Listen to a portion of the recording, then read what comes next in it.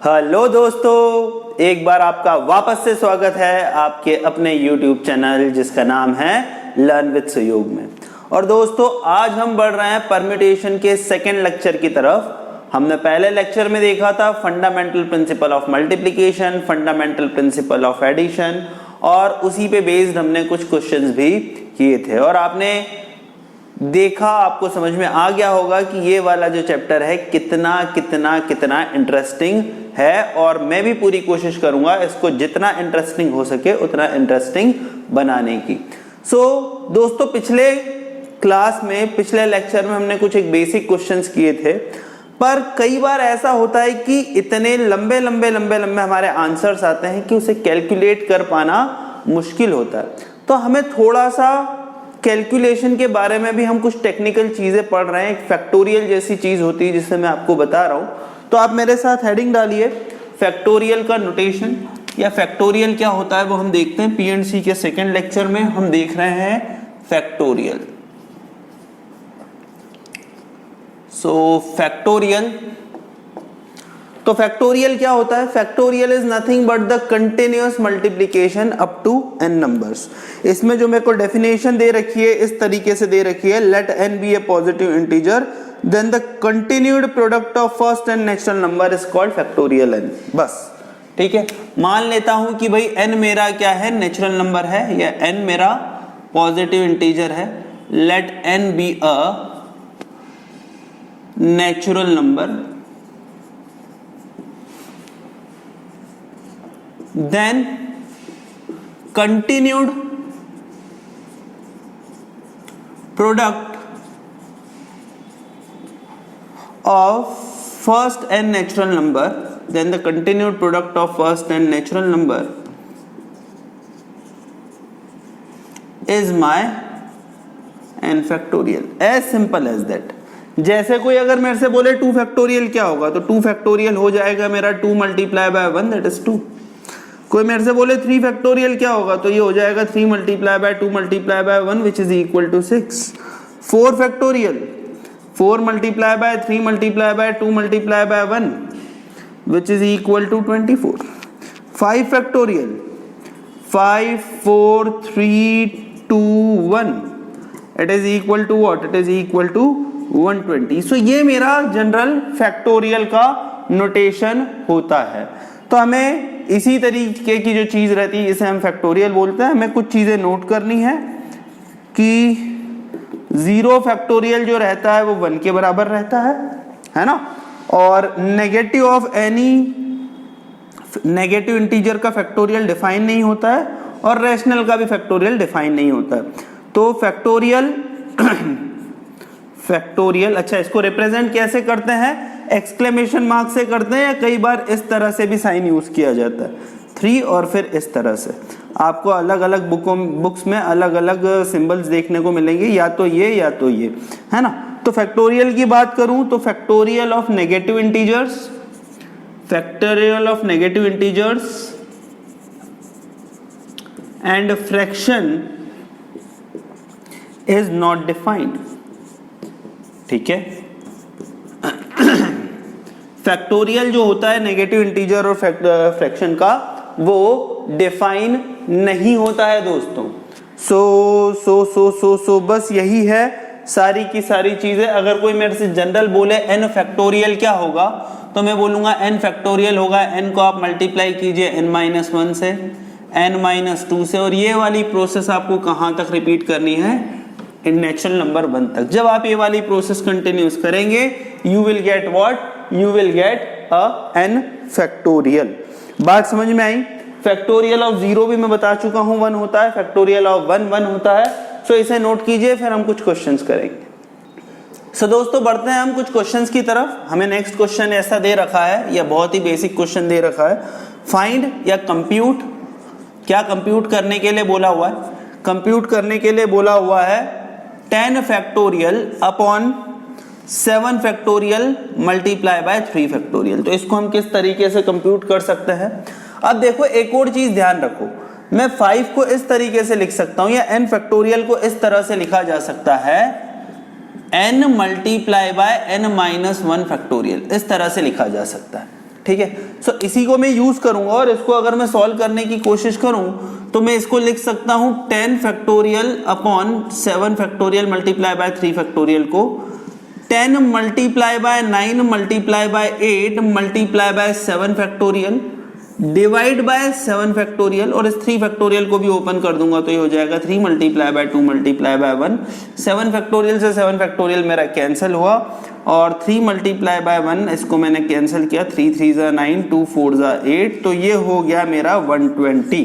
ठीक है, ये मेरा कंप्यूट हो गया।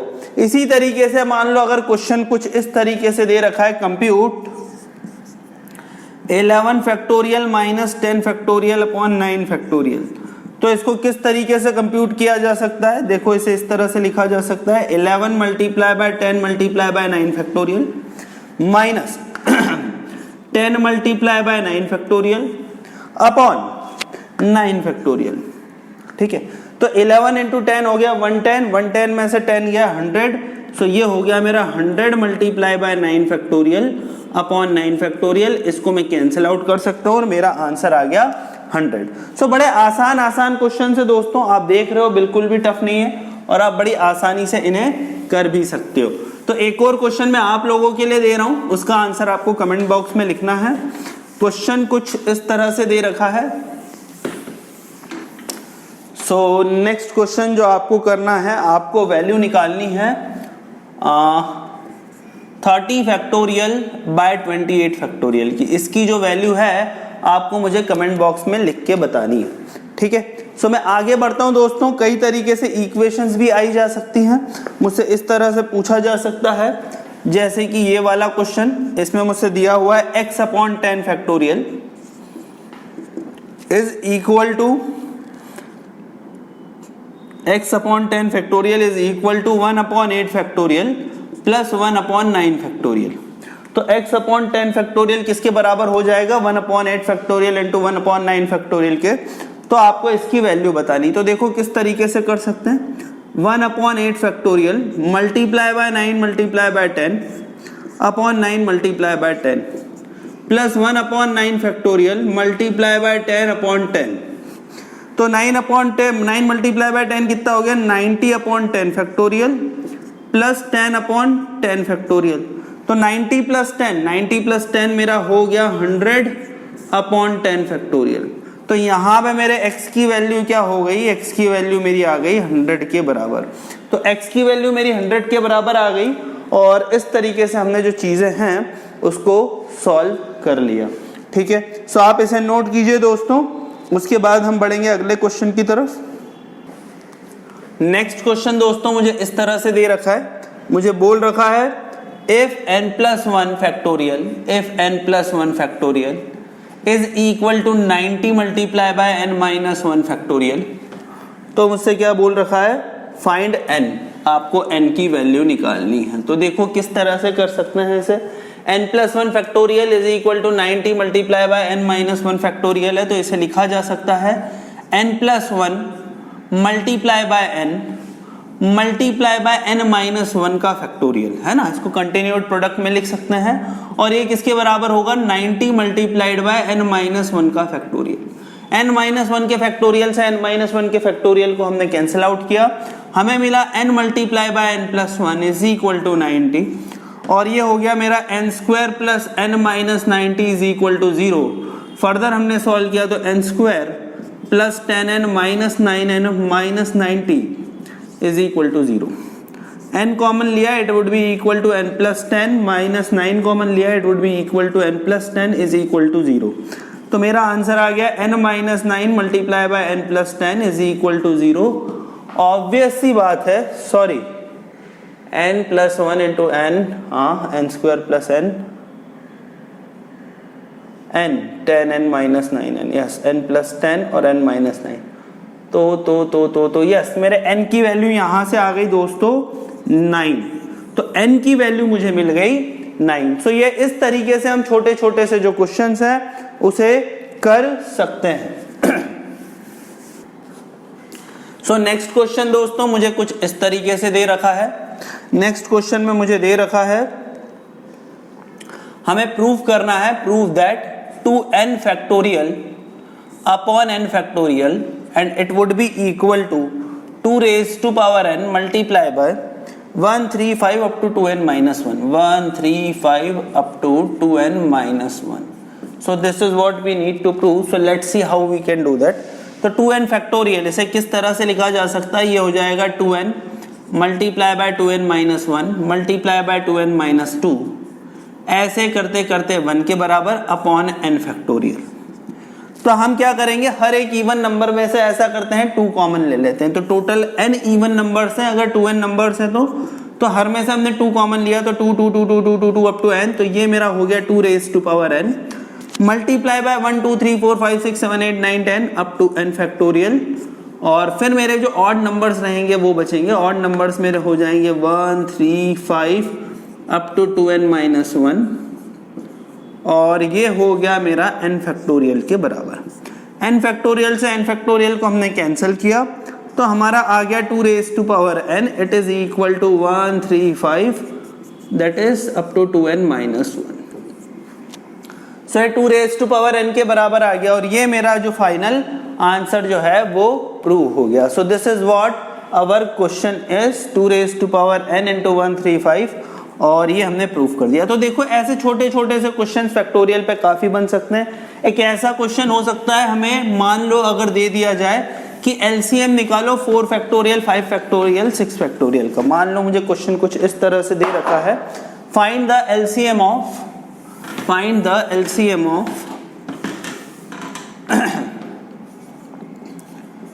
फाइंड द एलसीएम ऑफ, और मुझे बोल रखा है 4 फैक्टोरियल 5 फैक्टोरियल 6 फैक्टोरियल। 4 5 6 फैक्टोरियल का एलसीएम पूछा हुआ है, तो किस तरह से मैं निकाल सकता हूं। तो देखो 4 फैक्टोरियल क्या होता है, एक काम करते हैं कि इसको थोड़ा सा अच्छे से लिख लें।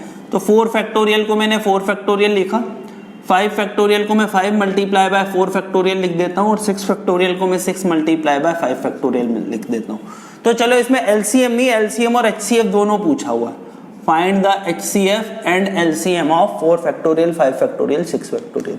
तो HCF जो तीनों में कॉमन है, और तीनों में जो मुझे कॉमन दिख रहा है वो दिख रहा है 4 फैक्टोरियल। तो 4 फैक्टोरियल इसका क्या हो जाएगा दोस्तों, HCF हो जाएगा। इसी तरह से अगर मुझे LCM पूछा है तो LCM क्या हो जाएगा, ऑब्वियस सी बात है लीस्ट कॉमन मल्टीपल है तो 6 फैक्टोरियल हो जाएगा, जो कि 720 के बराबर।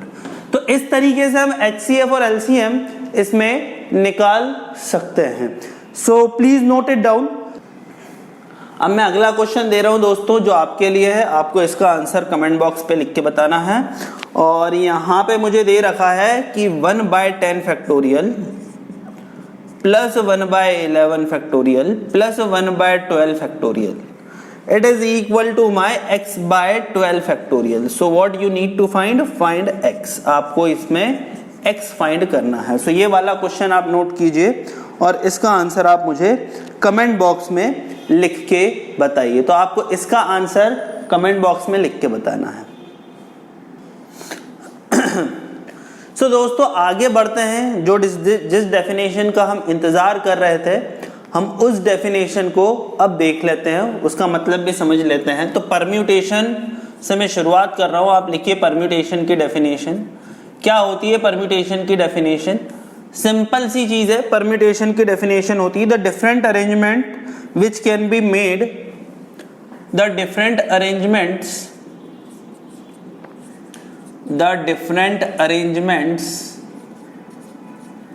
which can be made, the different arrangements which can be made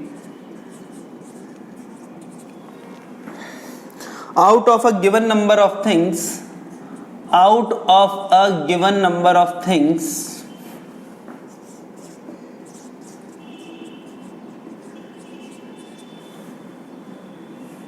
by taking some or all at a time, by taking some or all at a time is called permutation। उसको हम क्या बोलेंगे? परम्यूटेशन बोलेंगे। ठीक है। तो different arrangement जो हम लिख सकते हैं सारी की सारी चीज का, बाय टेकिंग सम और ऑल एट अ टाइम, इसे हम कहेंगे परम्यूटेशन। तो तो देखो परम्यूटेशन का सिंपल सी चीज है, जैसे 10 चीज दे रखी है, 10 में से मुझे बोला है कि 3 को 1 2 3 पोजीशन पे अरेंज करना है या 10 के 10 चीज को अरेंज करना है, तो वो मेरा क्या हो जाएगा, सिंपली वो मेरा परम्यूटेशन हो जाएगा। परम्यूटेशन का सिंपल सा मतलब ये है कि चीजों का अरेंजमेंट करना। अगर मैं आपको एग्जाम्पल के साथ समझाऊं तो जैसे मान लो किसी क्लास में 25 स्टूडेंट्स हैं, तो कितने तरीके से फर्स्ट, सेकंड और थर्ड पोजीशन, ये तीनों के तीनों पोजीशन आ सकती है उनकी क्लास की एग्जाम में, तो ये मेरा सिंपली परम्यूटेशन हो गया। जैसे कि कोई मेरे से बोले कि ए बी सी, ये मान लो 3 नंबर है या 3 पर्सन्स हैं, इनको मैं 1 2 3 सीट नंबर 1 2 3 में कितने तरीके से मैं बैठा सकता हूँ, ये सीट नंबर है 1 2 3। तो अगर मैं ए को 1 पे बैठाऊंगा तो बी सी और सी भी हो सकता है, बी को फर्स्ट पोजीशन पे बैठाऊंगा तो ए सी और सी ए हो सकता है, सी को मैं बैठाऊंगा तो ए बी और बी ए हो सकता है। तो इस तरीके से 6 पॉसिबल अरेंजमेंट पॉसिबल है, और इसी अरेंजमेंट्स को ही हम क्या बोलते हैं, पॉसिबल नंबर ऑफ परम्यूटेशन। तो इसमें 2 छोटे छोटे से थ्योरम्स हैं, हालांकि मैं इन थ्योरम पे ज़्यादा विश्वास नहीं करता, क्योंकि हमारी अप्रोच जो है वही इतनी कॉन्क्रीट होनी चाहिए कि कुछ लगाने की जरूरत ही ना पड़े। हमने लास्ट लेक्चर में फंडामेंटल थ्योरम ऑफ मल्टीप्लिकेशन पढ़ा है, फंडामेंटल थ्योरम ऑफ एडिशन पढ़ा है, ये सब इसी के साथ ही है या इसी से ही जुड़े हुए। ये मेरे को थ्योरम क्या बोल रहा है, सिंपली बात है, the number of permutation of n different objects taken r at a time is NPR। ठीक है, तो the number of permutations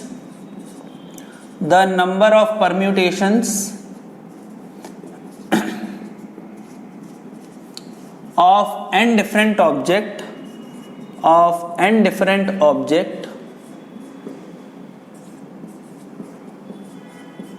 taken r at a time is NPR।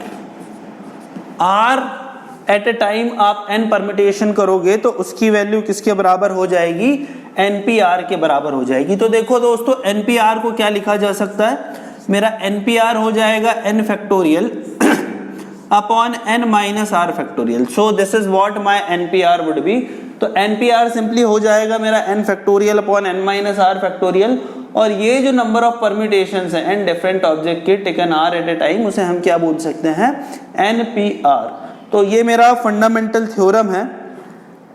अब यहाँ पे हमें ये चीज ध्यान में रखनी कि यहाँ पे सारे के सारे ऑब्जेक्ट्स डिफरेंट है ना, ऑब्जेक्ट्स आइडेंटिकल नहीं। ऑब्जेक्ट्स आइडेंटिकल अगर होंगे तो उसके लिए जो हम चीजें देखेंगे वो अलग देखेंगे। ठीक है, और दूसरा थ्योरम भी यही है। दूसरा थ्योरम क्या है कि अगर मैं n में से सारे के सारे का अगर परम्यूटेशन कर लेता हूं तो मुझे मिलेगा n फैक्टोरियल, है ना। तो दूसरा थ्योरम भी आप लिख लीजिए, बिल्कुल सिमिलर है।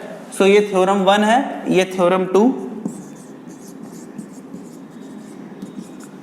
क्या बोल रहा है मेरा थ्योरम 2? मेरा थ्योरम 2 बोल रहा है the number of permutation of n different objects, the number of permutations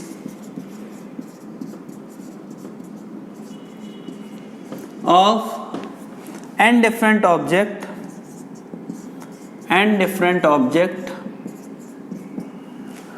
taken all at a time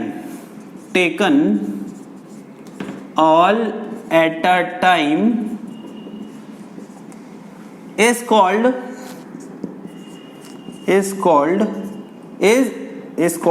equal to NPN।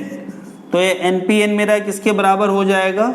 Simply अगर मैं लिखूं तो ये हो जाएगा n factorial upon n minus n factorial, that is 0 factorial जो कि 1 होता है, तो ये n फैक्टोरियल के बराबर हो जाएगा। सो ये मेरे 2 थ्योरम्स है, बहुत बेसिक दोस्तों। अब ये फंडामेंटल थ्योरम ऑफ मल्टीप्लिकेशन से ही डिराइव हुए हैं। सो अगर आप इन्हें मल्टीप्लिकेशन और एडिशन से ही कर सकते हैं। So please note it down. तो दोस्तों कुछ क्वेश्चन करते हैं इस थ्योरम से रिलेटेड। जैसे कि मुझे एक ये क्वेश्चन दे रखा है, मुझे बोल रखा है NP5 is equal to 42 multiply by NP3 और हमें n की वैल्यू निकालने के लिए बोली है। तो NP5 is equal to 42 multiply by NP3 दे रखा है, तो इसकी वैल्यू हम किस तरह से निकालेंगे? सो देखिए हम किस तरह से इसे कर सकते हैं। NP5 है तो इसको मैं लिख सकता हूं n factorial upon n minus 5 factorial. वही इसे लिखा जा सकता है 42 multiply by n factorial upon n minus 3 factorial. तो बस ये हो गया सिंपली। इसको हम अगर आगे सॉल्व करें तो n फैक्टोरियल से n फैक्टोरियल मेरा कैंसिल, तो 1 अपॉन n माइनस 5 का factorial would be equal to 42 upon n minus 3 factorial को लिखा जा सकता है n minus 3 multiply by n minus 4 multiply by n minus 5 का फैक्टोरियल। n माइनस 5 का फैक्टोरियल से n माइनस 5 का फैक्टोरियल गया और ये हो गया n minus 3 multiply by n minus 4 is equal to 42। तो it is equal to n square minus 7n plus 12 is equal to 42। So n square minus 7n minus 30 is equal to 0. तो it would be equal to n minus 10 into n plus 3 is equal to 0। हमें पता है n negative हो नहीं सकता, तो n is equal to minus 3 वाली value तो पॉसिबल नहीं है, तो only value is n is equal to 10। So इस तरीके से दोस्तों हम ऐसे क्वेश्चंस को डील कर सकते हैं। तो आप इसे नोट कीजिए, फिर हम आगे अगले क्वेश्चन की तरफ बढ़ेंगे। इसी तरह से दोस्तों मिलता जुलता क्वेश्चन है। नेक्स्ट क्वेश्चन मुझे कुछ इस तरह से दे रखा है।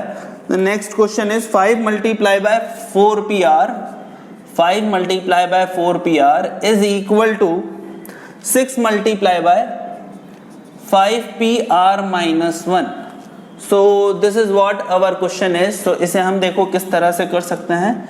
इसे लिखा जा सकता है 5 मल्टीप्लाई बाय 4pr, तो 4pr is 4 factorial upon 4 minus r factorial.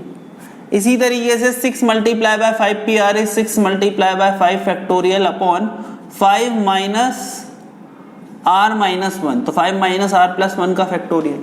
आगे अगर हम इसको सॉल्व करेंगे तो देखो मुझे क्या मिलेगा, मुझे मिलेगा 5 multiply by 4 factorial upon 4 minus r factorial, और ये मेरा हो जाएगा 6 multiply by 5 factorial upon 6 minus r factorial. और 6 माइनस r फैक्टोरियल को लिखा जा सकता है 6 minus r into 6 minus r minus 1, that is 5 minus r into 4 minus r का फैक्टोरियल। सो देखो इसको हमने कैंसिल आउट कर दिया, इसको कैंसिल आउट कर दिया, और इसको जब हम सॉल्व करेंगे तो मुझे मिलेगा 6 minus r multiply by 5 minus r is equal to 6। Solve अगर इसे करें तो देखो दोस्तों क्या मिलेगा, हमें मिलेगा 30 minus 6r minus 5r that is minus 11r plus r square is equal to 6। So it would be equal to r square minus 11r plus 30 minus 6, so it is equal to plus 24 is equal to 0। तो it is r minus 8 multiply by r minus 3 is equal to 0। तो r की value हो जाएगी 3 और 8। सो r की value 3 या 8 आ गई। इसकी वैल्यू 8 तो हो नहीं सकती, क्योंकि 8 अगर होगी तो यहाँ पे मेरा परम्यूटेशन डिफाइन नहीं होगा। So r will be equal to 3 only. 8 को हमें रिजेक्ट करना पड़ेगा, तो r 8 नहीं होगा, तो r की वैल्यू 3 होगी। सो इस तरह से दोस्तों हम हमारे क्वेश्चंस कर सकते हैं। आप इसे प्लीज नोट कीजिए, उसके बाद फिर हम आगे बढ़ेंगे। तो दोस्तों इसी तरीके से मुझे नेक्स्ट क्वेश्चन दे रखा है। नेक्स्ट क्वेश्चन कुछ ऐसा है कि 2n plus 1 pn minus 1 upon 2n minus 1 pn, इसका रेशियो मुझे 3:5 दे रखा है। तो what I need to find, I need to find n। तो हमें n की वैल्यू फाइंड करनी, that is 2n plus 1 pn minus 1 upon 2n minus 1 pn। इसकी वैल्यू 3:5 दे रखी है, तो we have to find n। तो देखो किस तरह से सॉल्व कर सकते हैं। 2n प्लस 1 pn माइनस 1, तो ये हो गया मेरा 2n प्लस 1 का factorial upon n minus r factorial. तो 2n plus 1 minus n minus 1, तो इसे इस तरह से लिखा जा सकता है 2n plus 1 minus n minus 1 का फैक्टोरियल अपॉन 2n माइनस 1 का factorial upon 2n minus 1 minus n का फैक्टोरियल। तो 2n माइनस 1 माइनस n का फैक्टोरियल, और इसकी वैल्यू किसके बराबर है, 3/5 के बराबर है। तो दोस्तों जरा सॉल्व कर लेते हैं। तो इसे लिखा जा सकता है 2n plus 1 multiply bye 2n upon multiply by 2n minus 1 का फैक्टोरियल, है ना। और इसे लिखा जा सकता है 2n प्लस 2 माइनस n। तो 2n प्लस 2 माइनस n, तो इट इज n+2 का फैक्टोरियल अपॉन हो गया मेरा n+2 का फैक्टोरियल, है ना। और इसे लिखा जा सकता है 2n-1 factorial upon 2n-1 minus n, that is n-1 factorial. तो इसे n-1 फैक्टोरियल लिखा जा सकता है। 2n-1 से 2n-1 मुझे कैंसिल होता हुआ दिख रहा है। आगे अगर मैं सॉल्व करूं दोस्तों तो देखो मुझे क्या मिलेगा, it would B 2n multiply by 2n+1 upon n+2 का फैक्टोरियल। तो n+2 के फैक्टोरियल को लिखा जा सकता है n+2 multiply by n+1 multiply by n multiply bye n-1 का factorial upon 2n-1 factorial upon n-1 का फैक्टोरियल। तो it is equal to n-1 factorial. ये n-1 फैक्टोरियल से n-1 फैक्टोरियल गया और 2n-1 तो भाई कैंसिल ही हो गया था, तो इसे 1 लिख देता हूं। And it is equal to what, it is equal to my 3/5। तो n और n हमारा कैंसिल हो गया। सो चलो इसको आगे बढ़ जाते हैं। इसमें अगर हम आगे बढ़ेंगे तो मुझे मिलेगा 2 multiply by 2n+1 upon n square plus 3n plus 2 is equal to 3/5।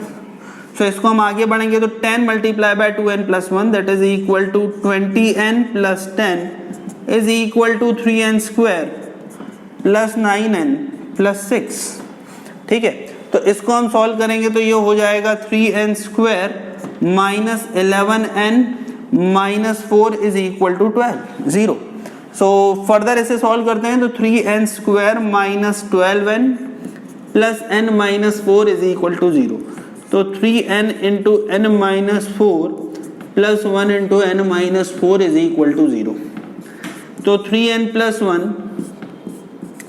Multiply by n minus 4 is equal to 0। तो n की वैल्यू या तो 4 होगी या n की वैल्यू -1/3 होगी। तो -1/3 तो n की वैल्यू पॉसिबल नहीं है, मतलब n की वैल्यू 4 है। तो इस तरह से दोस्तों किसी भी फॉर्म में हमें क्वेश्चंस दे रखे हो सकते हैं और हमें हर तरह से चीजों को सॉल्व करते आना चाहिए। सो आप इस क्वेश्चन को नोट कीजिए, उसके बाद फिर हम आगे अगले क्वेश्चन की तरफ बढ़ेंगे।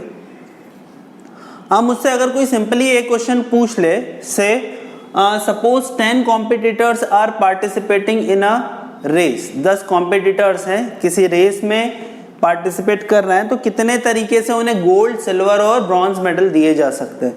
सो ये वाला क्वेश्चन मैं लिख के भी नहीं बता रहा हूं, मैं आपको जस्ट बता रहा हूं कि अगर 10 कॉम्पिटिटर्स पार्टिसिपेट कर रहे हैं रेस में तो कितने तरीके से ब्रॉन्ज मेडल दिए जा सकते हैं। फंडामेंटल प्रिंसिपल ऑफ मल्टीप्लिकेशन से तो हमने देखा ही है कि यहाँ पे 10 चॉइस, यहाँ पे 9 चॉइस, यहाँ पे 8 चॉइस। वही आप परम्यूटेशन से भी समझ सकते हो कि 10 ऑब्जेक्ट्स है और 10 ऑब्जेक्ट्स में से मेरे को 3 को अरेंज करना है और 10 में से 3 को अरेंज करने का तरीका हो जाएगा 10p3। तो सिंपली 10p3 जिसकी वैल्यू 10 इंटू 9 इंटू 8 के बराबर ही होती है, विच इज इक्वल टू 720। सो बस यही हमारा परम्यूटेशन है, यही हमारा फैक्टोरियल का नोटेशन है। कई बार जब क्वेश्चंस बहुत ही बड़े नंबर्स के साथ दिए होते हैं तो हमें आंसर को रिप्रेजेंट करने में या सिंप्लीफाई करने में आसानी होती है फैक्टोरियल की मदद से। सो आप इसे नोट कीजिए, फिर हम आगे बढ़ेंगे। सो दोस्तों आगे बढ़ते हैं, हम एक और चीज देखते हैं, परम्यूटेशन ऑफ अलाइक ऑब्जेक्ट्स। अभी यहाँ पे हमें परम्यूटेशन थोड़ा काम आने लगेगा। Permutation of alike objects. अब अलाइक ऑब्जेक्ट का मतलब क्या है? अभी तक हमने जितने भी क्वेश्चन देखे उसमें हमने सारे के सारे ऑब्जेक्ट्स को अलग अलग माना है कि ये सारे के सारे ऑब्जेक्ट्स अलग अलग है, और अलग अलग थे भी जितने भी हमने एग्जांपल्स देखे। पर अगर सारे के सारे ऑब्जेक्ट सेम हो तो हमें कैसे डील करना है? What if all the sum of the objects are same? ठीक है, सो सपोज मैं आपको बता देता हूं, इसका पहले थ्योरम लिखवा देता हूं। The permutation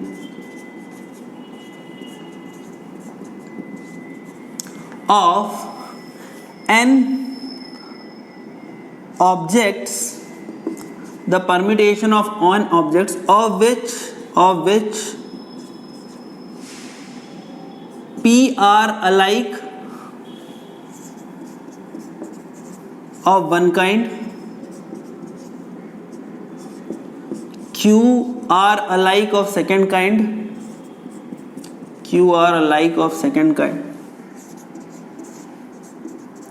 and r are alike of third kind, and r are alike of third kind.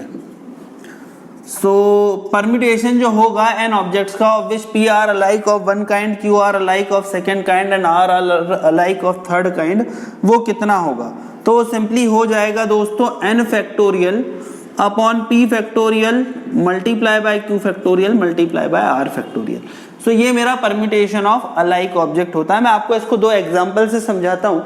अगर मान लो मुझे कुछ इस तरीके से दे रखा है, find the number of words that can be made, find the number of words that can be made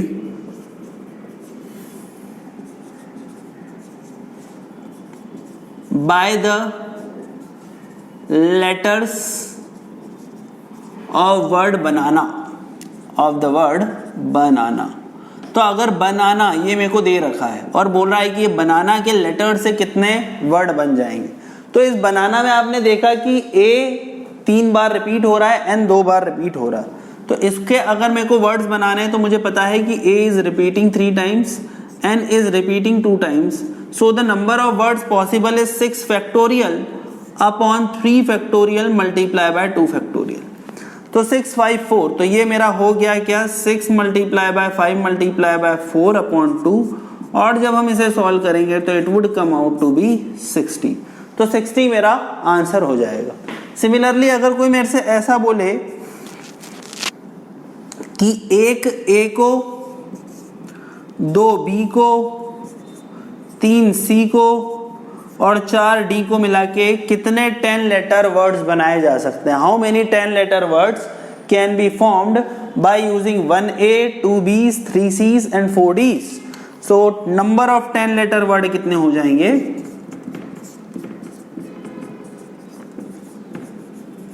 number of 10 letter word simply हो जाएंगे हमारे 10 factorial upon 1 factorial multiply by 2 factorial multiply by 3 factorial multiply by 4 factorial. So ये हमारे total number of 10 letter words हो जाएंगे। सो दोस्तों हमने देखे ये वाले क्वेश्चंस जिसमें हमने परम्यूटेशन के बारे में समझा। बड़ा ही आसान कंसेप्ट है। यहाँ पे परम्यूटेशन फैक्टोरियल के आने से हमें सिर्फ एक कहे तो एक एजिलिटी मिलती है, एक हमें थोड़ा सा और टूल्स मिलते हैं परम्यूटेशन के क्वेश्चंस को सॉल्व करने के लिए। फंडा हमारा फंडामेंटल प्रिंसिपल ऑफ मल्टीप्लिकेशन का ही अप्लाई होता है। तो आज का लेक्चर हम इतना ही रखते हैं दोस्तों। नेक्स्ट लेक्चर में हम इन्हीं परम्यूटेशंस के कुछ और एडवांस और कुछ और कंस्ट्रेंट वाले क्वेश्चंस करेंगे। So thank you very much friends, will meet on next lecture.